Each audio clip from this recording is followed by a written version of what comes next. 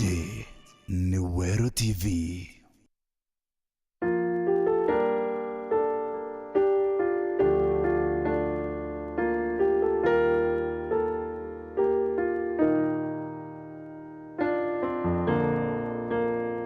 Hello, our viewer.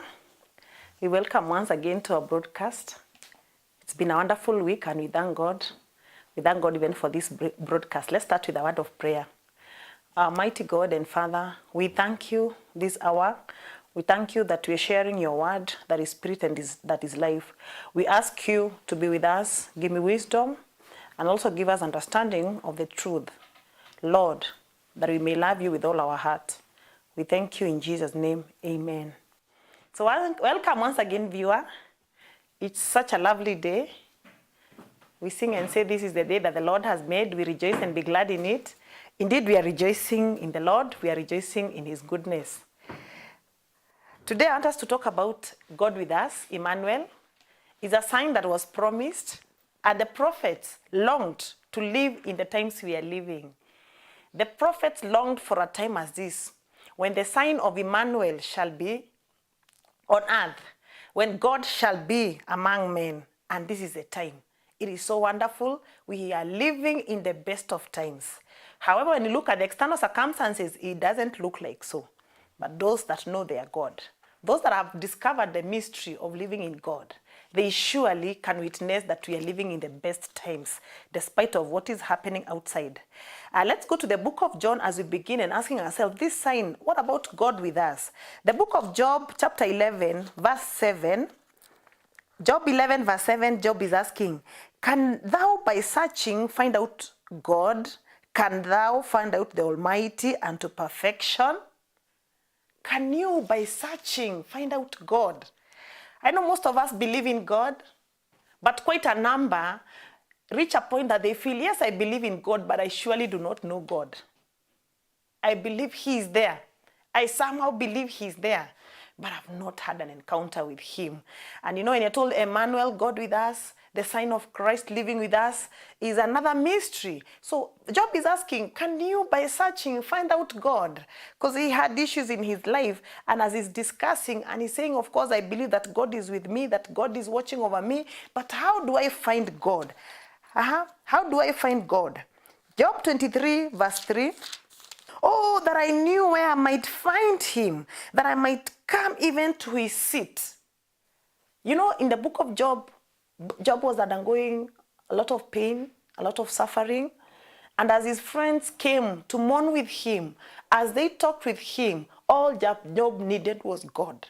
And all that he was saying, despite the circumstance that I'm going through right now, my answer is in God. And he's saying, oh, that I may find him. Oh, that I know where I would get him.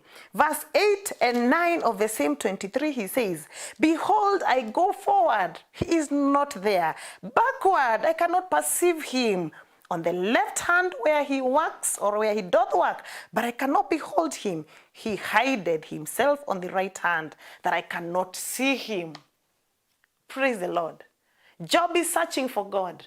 He needs God because he knows his answer is in God. And he's saying, I am looking for him, even where he works. Oh, that I knew where I could find him. He's saying, even the way I used to, where I know that he works, I cannot find him. And he's saying, I wish I could even perceive him. How do I perceive him? Because I'm looking and I'm searching. And maybe my viewer, that is where you are. You hear people talking about God, you believe God, but there's usually a cry in your heart. Oh, that I may find him. Oh, that I may perceive him. Especially when you're going through a difficult situation, there's a cry within our heart that this sign, Emmanuel, God promised us that, oh, good news. You know, when Jesus was born, the whole earth celebrated. There was joy to the world. But someone says, I've not really found this joy. I've not really perceived this joy. I've not really perceived God with us. Emmanuel. Hallelujah. Finding God. When you're finding something, number one, the word find means, number one, to discover something that is valuable. God is already there. So when you're finding God, you're discovering for yourself. Because God is already knows he's there. He sees you seeking for him. And he's already there. But when you find God, it is you that have discovered God for yourself. Or identify something as being present is still finding. So when you say he's seeking, where do I find God? God is already there, but somehow somebody cannot identify that he's there. God is closer to every one of us. God is so closer than any friend. God is so close to us than any family member. He's closer than anybody. He is so close to us. But how do we find God? God with us. Emmanuel is a sign that God promised. In the book of Jeremiah, chapter 29, verse 10, the book of Jeremiah, chapter 29, verse 10, God speaking to the captives in Babylon, he says, "For thus says the Lord, that after 70 years be accomplished at Babylon, I will visit you and perform my good word toward you in causing you to return to this place. For I know the thoughts that I think toward you, says the Lord, thoughts of peace and not of evil, to give you an expected end." Verse 13, "And you shall seek me and find me when you shall search me with all your heart."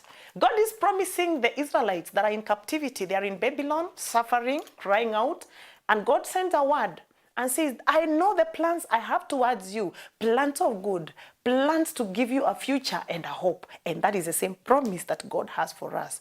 And now these people are told that then I'm going to set you free.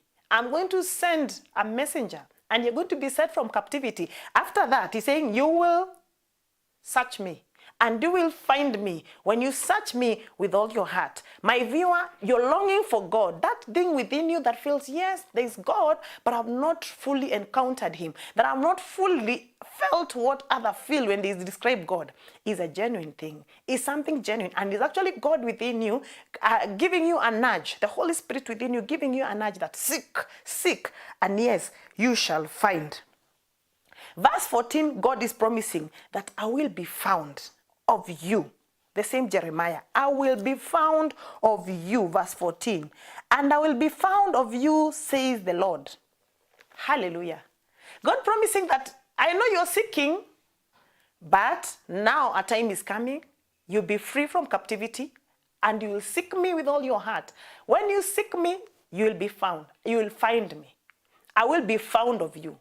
God is not lost. He sees you seeking. He knows where you are. He knows, and he's just right there within you. And he's saying, you will find me when you seek me with all your heart.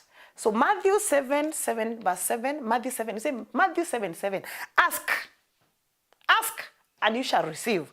Matthew 7, we can go there. Ask, and you shall receive. For everyone that asks, receives. So when you see a desire within you to know God, this Emmanuel, God with us, you have a genuine desire that yes, you go to church, but you don't have an encounter with God, and you're seeking this encounter. The Bible says, ask. Everyone that asks, receiveth. So the minute you went and prayed and asked, it was given. When you asked God that you'd like to know him, the answer was given. And when he gave you the answer, is an answer to seek, and he showed you how to seek. Hallelujah. God shows you how to seek, and he says, ask, it shall be given. Seek and you shall find, knock and the door shall be opened. So when you ask God that you want to know him, you want to encounter him, indeed he answers it instantly and he shows you the way. And when he shows you the way, then you need to walk that path. It is a walk. Seeking and knowing God is a walk. It is not a one-time event. You are having a relationship with God, and the more you walk with God, the better the relationship becomes, the more you know about the things of God. So he's saying you ask, already he has given. For everyone who asks, receiveth. Immediately you ask, God sends the answer. And now you start a walk to seek that which God has already answered. Praise the Lord. Job was saying that actually God knows the way that I take. It is true. God knows the way that every one of us take. But he was feeling that I cannot perceive him. I cannot behold him. And yet God is there. God is overall. There is no other but God. There is no other power. There is no other greater power than the power of God. And that which we know, it is very, very true.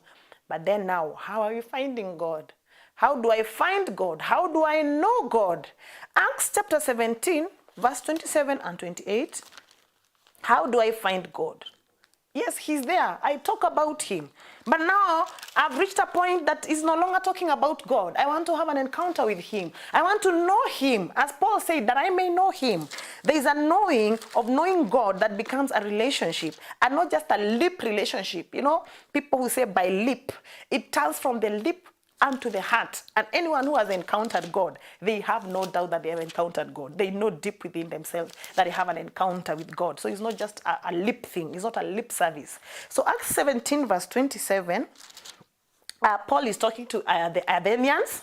And you're told Athenians were idle people who really liked a lot of arguments, who some were also wise. Verse 22, we are told, verse 21, we are told all the Athenians and strangers which was spend their time in nothing else, but either to tell or to hear something new. Hey, I don't know whether you're in that category of people who just go to the marketplaces. There is nothing better. They're going to the market is to hear what is in the news, what is happening, what is current. And that is what Athenians were doing. They want to find which is new, what is the new wisdom, what's the new thing that is happening. And here is Paul, and Paul is talking to them. He talks to them and tells them verse 27 and 28, telling them about this God. This one unknown God to them was an unknown God. Because they were so idolatrous. They had all the gods they mentioned, they had their names, they had their altars. But there was this one altar that he didn't know. Actually, even to the idolaters, they still feel there is something we do not know. They are following other gods, but they know there is something we do not know. And what do? They have an altar and they say, this one is that which we do not know. And actually that is wisdom. We don't know everything. This one is the altar for the one that we do not know. And they set an altar. So they had an altar, but they did not know that God. So Paul, with the wisdom of God, knew that is the entry point. And he uses that information and telling them, now this one, this unknown God is the one now I have come with the wisdom from above to talk about him. Are you like the Athenians? Following so much idolatry. You know, idolatry is not when you worship or you just bow to a certain God. But even when you bow to things, when you bow to power, that is idolatry. And we know there are some people who will do anything to be in power. That is idolatry. When you bow to money, mammoth, the love of money, that someone can do anything to get money, that is idolatry. Yeah, some people bow to fame. They will do anything for them to be famous. That is idolatry. So people have so many idols within, but then still there's somewhere within them they still feel, I still have a place that I'm seeking. I'm a seeker, seeking. And I feel deep within me there is something I have not yet known. If you are among that, or you're in that category, you are in the right place, because that seeker, that empty thing that you're seeking is not a thing, it's God himself. So Paul saying that to the unknown God, verse 27 and 28 says, that they should seek the Lord, if haply they might feel after him. That they seek the Lord. God himself desires that you seek after him. If haply they might feel after him and find him. Seek the Lord. Perceive him. You know, when you seek the Lord, your spiritual senses are awakened and you start perceiving him. Somebody whose sight is affected, has a problem of coordination between the light entering the eye, they do not see. And so even if somebody comes and stands in the room, they might feel a presence. That is still a way of perceiving, though they are not seeing. So in some A, one will perceive. They have not fully known God, but they are perceiving that God is there. So Paul is saying that you may feel after him and find him, though he be not far from every one of us. My viewer, who is a seeker of God, that God is not far from you. Jesus talking to the Samaritan woman, he said, a time cometh and now is that you shall neither go to the mountain to seek the Lord, neither shall you go to Jerusalem, because God is spirit, and those that seek him in truth and in spirit. You do not need to go to a mountain to seek the Lord. You do not go to a place to seek the Lord. All that you need is the wisdom on how to seek him. Guidance on how to seek him. And when you get that, you seek him and you'll find him. God is saying that you will find me when you seek me with all your heart. Yes, you will find me. He has promised that he's available, that we shall find him. And indeed, if you today you make a decision that you want to seek God, You can genuinely tell him, God, I know you are there. God, I have heard this about you, but now I want to know you. I want to know you. And God is faithful. He says, to everyone that asks, receives. So the minute you've asked God that you want to know him, that answer is an instant answer. It is answered. And God starts setting things into motion. And he makes a way. He makes a way that you're going to find him. I know, remember, I've said it's a journey. It's not an instant thing that you go and say, now I've found you, God. Hallelujah, I've found you. It's a journey with God. A journey that the more you go towards God, the more you get closer to God, the sweeter it becomes. Because God is perfection of perfection. And so when you get the perfection in you, you just rejoice at all times. So verse 28, he's saying, for in him we live and move and have our being. As certain also of your own poets have said, for we are also his offspring. Hallelujah. That is a very good entry point when you're seeking God. Look, for in him we live. You live in God. My viewer, you live in God. In him you live. In him you move. If you've been thinking it's you who pushes yourself around, just know that it's in him. It is in God that you move. And you have your being. You are being. That which you call yourself. That which that which can leave this body and the body is buried. That is your being. You know? Your being is not the material substance that people see and touch. Your being is that which lives you. That which is so conscious that I'm alive. I was asking my friends the other day, how do you know you are alive? How do you know you are alive? What is it that makes you know that you're alive? In him you move. In him you have a being. That is what Paul was telling them. In him we move. In him. So when he's saying, Emmanuel, God with us, God is already with us. How come he's hiding? Is God hiding? How come we don't perceive him? How come we don't feel him? And because people don't feel him and they don't perceive him, they will do what they want. A few things that we need to know as we are seeking God.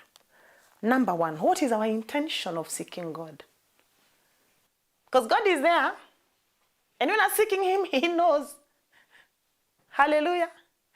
The word of God says that our God, his ears are not deaf that they cannot hear, neither his hand short that he cannot save. So what is it that he hears us? He knows that we need him, but he will sit and observe. Yeah? He is God. He wants to be found. He wants you to find him. Let me tell you, when you find God, you'll forget everything that you're looking for. Anyone who finds God, anything else becomes secondary in life. You find God. Ask the Samaritan woman. When she met Christ, she had a need and she really needed water. If you'd have told her anything else, that today you'll go home without water or maybe you'll go home late, should have been, no, you cannot tell me that. But wait until she had a talk with Christ. And she's saying, you Jews worship. And Jesus said, you people worship what you do not know. But we know whom we worship. For salvation is of the Jews. Anyone who knows God knows how he worships God. And anyone who knows God has no doubt in his heart that he knows God. Knowing God is not a chance. Do I know God? Don't I know God? Because this Samaritan woman, she was talking with Jesus. But immediately Jesus revealed himself to her. Because we are told Jesus revealed himself to her and said, I am he. Because she talked about the Messiah, that, when Christ comes, the Messiah, he will tell us all things. He knows all things. So she had something that she knew about the Messiah, but she had never had an encounter. And many people are living like the Samaritan woman. When you know something, it doesn't change your life. She knew a Messiah will come one day, and the Messiah will know all things, and a Messiah will say, but she was never changed. She still lived her life. Wait until she had an experience. And that's what many people are missing. An experience with God. An experience with God changes us. Our priority changes. Ask the Samaritan woman. She went to get water, but immediately after she talks with Christ, after Christ is revealed to her, and she's like, oh, I have encountered the Messiah. She leaves her jug of water and goes and tells the villagers, come and see a man. Come. Come and see a man who has told me all things that I've done in my life. When I was reading that and I thought about it, I was like, all things. All the things that I've done since I was small, if you were to tell them, it's going to take mostly 1 year. Because I've done them over many years. The things that I've been doing them over many years. But this one had an encounter with Jesus. I don't know how many minutes they spent with Jesus, but when she was living there, she was sure she had encountered. She said, he has told me everything that I ever did. He knows my life so open. That is an encounter. A time comes in your life when you encounter Christ within you. He's within you. You encounter even if you're born again and still have not encountered him. Yes, you said you're born again by lip, but an encounter has not happened. When an encounter happens, you know, he knows me. That he knows everything. He has told me why he speaks. He speaks from within you and he knows everything. So, in him we live. In me, we have a being. So why are we seeking? In the book of Matthew chapter 2 verse 13, Herod was seeking Christ. You know, Emmanuel, God with us. Christ Jesus, the Son of God. Now, Herod is looking for Christ. What was his reason? Because he was also seeking. He wanted to find Christ. But what was his motive? Because he felt Christ is a competitor and he don't want competition. So he wanted to get rid of Christ. Yeah? There are those that even went to Jesus' meeting and they were just going to find out arguments so that they have something they can have against him. In the book of John 8:37, we have a few. John 8:37, you are told. John 8:37, those that are seeking Jesus, why are they seeking God? I know that you're Abraham's seed. Talking to the Israelites, the keeper of the laws. The people who are still chosen. They are called the chosen. Abraham's seed. They're the chosen people. Hey, weigh yourself and see. Are you calling yourself the chosen? But why are you seeking Christ? Why are you seeking God? But you seek to kill me because my word has no place in you. Look, Israelites, Abraham's seed. Look at the promise that God gave Abraham. And now the very Abraham seed are seeking Christ Jesus. And why are they seeking him? So that they can kill him. You want to know God. Why are you seeking him? What is the intention? Because God will be found of you when you're pure in heart. The word says, blessed are the pure in heart, for they shall see God. Anyone who's had an encounter with God, if he had impure motives, God had a way of challenging those impure motives. Until finally they say, oh, I surrender. Ask those who sing, I surrender. They have tried to seek God in their own terms until they realize that you can never do on your own terms. It's all about God. So, there are those that were seeking God, Jesus Christ, for benefits. You remember the ones that followed him and say, I know you're following me because of the bread you ate yesterday. It is a physical satisfaction. You felt full in your body. You felt satisfied in the body. But he wanted them to seek because of the eternal bread. But here they are. They are seeking because of the physical needs. Some people seek God because of desperation. Physically, they don't have jobs. Have you seen those people who go to church so much because they don't have jobs? Seeking for the wrong reasons. Let it be secondary. You are seeking God for God alone, not because you are jobless. But you know what? An added benefit comes if God gives you a job, because he does. He answers. God, he knows your need and he answers. There are those that are seeking because of association. You know, Mark 3:32, when they're saying your brothers are seeking you because of association. Yeah. Others are seeking Christ that they might find accusation. So, you know, sometimes even when we go for services and we meet and we all say we are seeking God, we want to find God. Others just want to satisfy their curiosity. Who is this God? The God that says can never be compared to anything. And they say, I need to know this God out of curiosity. Matthew 5:8, the pure in heart, they shall see God. Can you choose to ask God that indeed you realize I've been not pure in heart? God, I've been seeking you. I realized in the time past that I sought God because of benefits. And I realized my motive was not pure. I never found him because I was looking for the benefits. The benefits still were there, but I never had an encounter. Until one day I asked for this encounter. And when God gives you an encounter, my dear friend, everything else is secondary. And there's no better life. There is nothing better in this life than encountering God. There is nothing better. Look at the life of Job. He's asking God. He finally said that I had heard about you, but now I know. I had heard before then, all the things he had. He was just hearing about God. When Job encountered God, he bowed down. He repented. He repented not just for himself, even on behalf of his friends, and even he offered sacrifices on behalf of his friends. Let me tell you, when you encounter God, you repent. When you're thinking you're so good, God himself gives an encounter of himself, You see him, you start repenting. You realize you've been living your own life. He's been with you. He's been wanting to guide you. But because of wanting to know, wanting to do your own things, you don't find him. My dear viewer, the very reason that stands between you and God is yourself. Leave the devil out of this. Being selfish so enough that you're seeking God just for your own selfish benefits. And God realizes, if I would release my power unto you, it would destroy you. And so that's why God has withheld himself from you. Try seeking him with a pure motive. When Solomon asked God for wisdom, the wisdom was so that he can judge. He can help others. So for him, it was about how can I serve the people. So when you're seeking God with the people in mind, the people that he loves, you will find him. He'll come through. It may not be a day's event. It's a walk. I told you it's a journey. It's called journeying with God. Ask the Israelites. They had 40 years in the wilderness, still walking with God. I don't know for how long you've been walking with God. But if you have a pure heart, you'll find him. God is within you. God lives within you. My dear viewer, God is closer. He's closer than that person who is sitting with you in that room, if you're in a room watching. He is so close. Why can't you find him? Why can't you perceive him? It's because of the intent of your heart. You've been seeking God for benefits. You've been seeking God so that you can settle this life and settle it and be satisfied. Some, when they want leadership position, that's when they will seek God and even go to church more. Because they want to influence God to make them maybe win. Maybe elections. Hallelujah. Maybe win or maybe get that partner they are praying for. Can I tell you that when we pray, we never change God? When we pray, we never change the mind of God. The word of God says, but I know the plans that I have for you. The plans I have for you is to give you a future and a hope. Full stop. So that is the mind of God concerning every one of us, even the wicked ones. The plans of God is to give them a future and a hope. And that is what God is working towards. Everything else, we are working our own way, seeking our own way, and we end up not finding God. Would you choose to seek God honestly with a pure heart? How would you get this pure heart? How would you get the pure heart? Only him can give you the pure heart. So the first way of seeking and knowing God is asking him to come and reign and be the Lord of your life. Come and reign and be the Lord of my life. I've been loading myself. Been loading.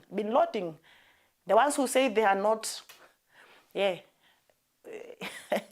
I'm not told what to do. You know what they say? I'm not told what to do. I know what to do. I'm in control of my life. If you're in control of your life, you'll never see God. Because when he comes, he has to take control. As long as you're in control, continue until when you surrender. A time comes when you realize that the farther you've been going, wherever you've been going, you will never find, not even yourself. You are lost that you don't even know yourself. Because your life is hidden in God. So if your life is hidden in God and you don't know him, it seems you're just walking around like someone in sleep who doesn't know what he's doing. My dear, wake up. Wake up. Wake up to the Father. We are of his, the Bible is saying we are of his offspring. How do you live without knowing your father? We know even biologically, those children that do not know their father, they usually have a longing within themselves. They just want to know, I wish I could just meet my dad. I would just know, who is this? Who is my dad biologically? Then what about spiritually? You know where you came from? All of us, we came from God. Look at the beginning. The word of God says we were there created. Right before we were given these bodies, we were there. Even the story of creation will tell you that we were there spiritually, and then now we were given the physical form. So our origin is the Word. In the beginning was the Word. The Word was God, and the Word was God. Everything was created by the Word. So that's where we belong. And in your heart, there's a longing for that word. There's a longing for where you came from. And that's when we say he's the Alpha and the Omega. God is your beginning and he's your end. Himself, he has no beginning, he has no end. So when he's Alpha and Omega is all about you or about your life, he is the beginning of your life. He is the end of your life. Anything between the beginning and the end is your choice. What are you doing? Are you in the Alpha and Omega, or are you doing your own things? Every time you do your own things, it's so frustrating. But when you seek him, he's saying, you will find me when you seek me with all your heart. Where is your heart? Your heart is the center of your being. What moves you? What motivates you? The minute you wake up one day and decide, I have made up my mind from today, motivation will be God. My motivation will be my source. My motivation is where I came from. And you know what? You think you lose, but you're not losing. When you give all unto God, you gain 100-fold in this earth an eternal life. The disciples asked Jesus, what shall we gain? We have left everything to follow you. They are the people who the world feared. They said, these people are overturning the world. 12 of them, moving and overturning the world. We are so many. If only we can wake up and be who God has told us. So would you make this decision that today you want Jesus to be your Lord, God to be your Lord, and start a journey? I'm not telling you that you're going to discover and experience him now. There's been no emotions. You might not even feel any emotions, but on a journey, God is going to walk with you.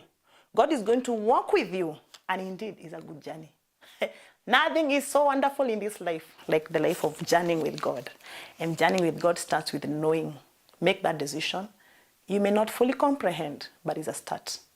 So please, if you made this decision that you really want God to be the center of your being, to be the center of your life, the best decision you can make, then he'll walk you through to know you. And when you know God, you will be so happy. Not just happy, joy. You'll have joy. You'll have joy. You know, joy doesn't come from externals. And you're going to realize we are living the best time. COVID, no COVID, economic downfall or up, or whatever happens, you still have the best life. Just say these words after me and say by faith that you're saying and telling God who hears. God is in heaven and he hears. God is everywhere, he hears. So say, Father, in the name of Jesus Christ, I come to you and repent of all my sin. I repent of seeking my own way.